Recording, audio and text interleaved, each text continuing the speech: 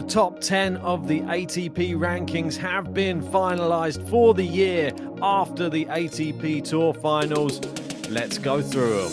And there's that man, Carlos Alcaraz. He is topping the bill at number 1. Incredible rise to the top. Obviously, we've spoken about it a lot.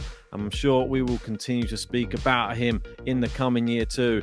Number 2 is Rafael Nadal. A fantastic year for him with 2 Grand Slam titles. Casper Ruud, well, twice a Grand Slam finalist. The final of the Tour Finals as well. We got Tsitsipas there in 4. Djokovic making his way up to number 5, pushing on 3 places there and ending the season very, very strong.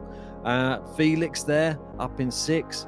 Medvedev down into 7th. Andre Rublev down into 8th. Taylor Fritz in there. He'll be really happy with that in 9th. And Hubie Hurkacz making up the top 10 in number 10 spot. Some other little stats here saying the biggest jumps to number 1 in the year-end ATP rankings. We've got Carlos Alcaraz from number 32 is where he ended the year last year in 2021, and he made it to number 1 by the end of 2022. And you see the massive gap because we've got Djokovic there in 2018. He started 2017 in number 12 and made it to number 1. After that, Andy Roddick, number 10 in 2002, made it to number 1. We got number 9 from Rafa in 2016 and Leighton Hewitt from number 7. So it just goes to show what an incredible year Carlos Alcaraz has had. I know there's been a lot of ups and downs with all of the point removals and all of the COVID stuff, but still an incredible achievement for the youngster. This one, another great achievement, Casper Ruud. I've said it before, I'll say it again. It's very, very underrated.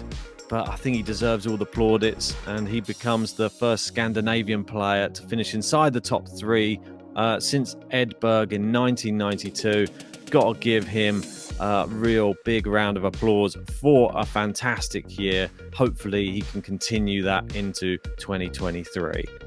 And some big shout outs for people, new career highs in the ATP Top 100. We've got Quinton Halys, that's the Frenchman, 64 in the world, fantastic. Chris O'Connell, friend of the podcast. We saw him out in Zagreb and he's been on the podcast before.